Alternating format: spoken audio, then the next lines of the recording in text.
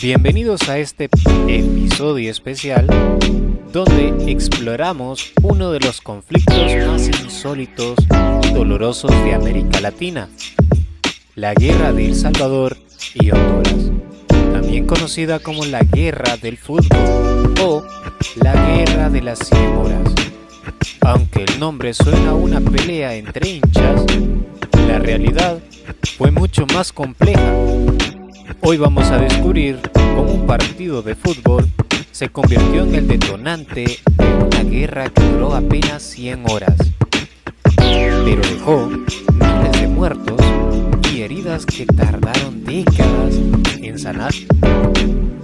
Prepárate para un viaje entre goles, migración, tierras, fronteras y nacionalismo, porque esta historia no empieza en 1969, empieza muchísimo más antes. Desde la década de 1930, El Salvador enfrentaba una presión demográfica creciente, con apenas 21.000 kilómetros de territorio y una población en expansión. Miles de salvadoreños comenzaron a emigrar hacia Honduras, que tenía más tierra disponible. Según el historiador Héctor Rindo Fuentes, 2007, la migración salvadoreña hacia Honduras fue una válvula de escape para la presión demográfica interna, pero también una fuente de tensión regional. Para 1969, se estimaba que más de 300.000 salvadoreños vivían en Honduras, muchos de ellos sin documentos ni derechos sobre las tierras que cultivaban.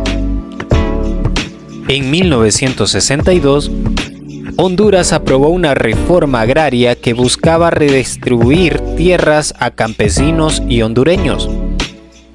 Como señala Anderson, 1981, la reforma agraria hondureña se convirtió en un catalizador del resentimiento entre dos países, al afectar directamente a los salvadoreños asentados en zonas rurales.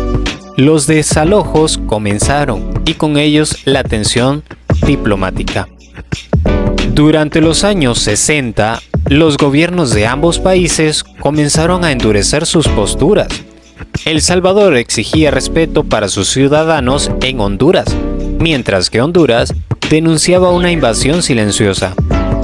Los medios de comunicación jugaron un papel clave.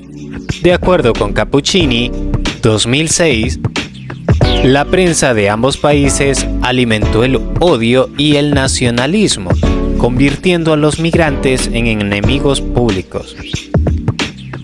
En 1967 se rompieron varios acuerdos comerciales y en 1968 se suspendieron negociaciones sobre límites fronterizos. La tensión estaba al rojo vivo y solo faltaba una chispa para encender el fuego. En junio de 1969 se jugaron 3 partidos clasificatorios para el Mundial de México de 1970 entre El Salvador y Honduras. El primero, el 8 de junio, en Tegucigalpa, lo ganó Honduras con 1-0. El segundo, el 15 de junio, en San Salvador, lo ganó El Salvador con 3-0. Y el tercero, el 27 de junio, en México, como desempate, también lo ganó El Salvador. Pero más allá de los marcadores, los partidos fueron utilizados como catalizadores emocionales donde cada gol se convirtió en una ofensa nacional. Hubo disturbios, ataques a migrantes y discursos incendiarios. El fútbol fue solo el fósforo que encendió una hoguera ya preparada por años de tensión social y política. El 14 de junio de 1969, El Salvador lanzó un ataque aéreo y terrestre contra Honduras. La guerra duró 100 horas, aunque breve, fue brutal. Según datos de la Organización de Estados Americanos, OEA, 1970, el conflicto dejó más de 3.000 muertos y decenas de miles de desplazados. Las tropas salvadoreñas avanzaron rápidamente, pero la presión internacional obligó al alto al fuego el 18 de junio. Como señala el informe de la Comisión Interamericana de Derechos Humanos, CID, 1971, la guerra evidenció la fragilidad de las relaciones diplomáticas en la región. Ambos países quedaron marcados por el conflicto. Las consecuencias fueron profundas y duraderas. Se rompieron relaciones diplomáticas por más de una década. Se cerraron fronteras, afectando el comercio y la migración. Se intensificó el nacionalismo en ambos países.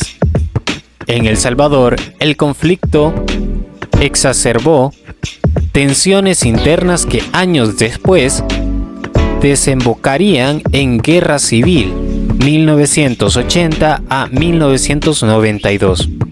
En Honduras se fortaleció el control militar y se profundizó la crisis agraria. Como explica el sociólogo William Stanley, 1996, la guerra de 1969 fue un preludio de los conflictos internos que estallarían en una región durante los años 80. Además, el conflicto dejó una huella en la memoria colectiva. Según Kapuchnik, 2006, las guerras pequeñas también tienen grandes consecuencias. La Corte Internacional de Justicia resolvió el conflicto fronterizo hasta 1992, más de 2 décadas después. La guerra del fútbol fue mucho más que un partido.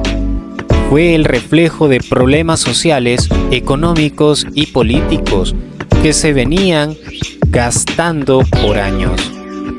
Hoy, más de 50 años después, nos recuerda que el deporte puede unir, pero también puede ser usado como excusa para dividir.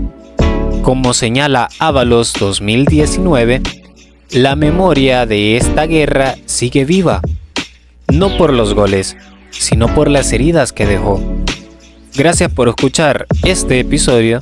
Si te gustó, compártelo y reflexiona. ¿Qué estamos haciendo hoy para evitar que la historia se repita? Gracias.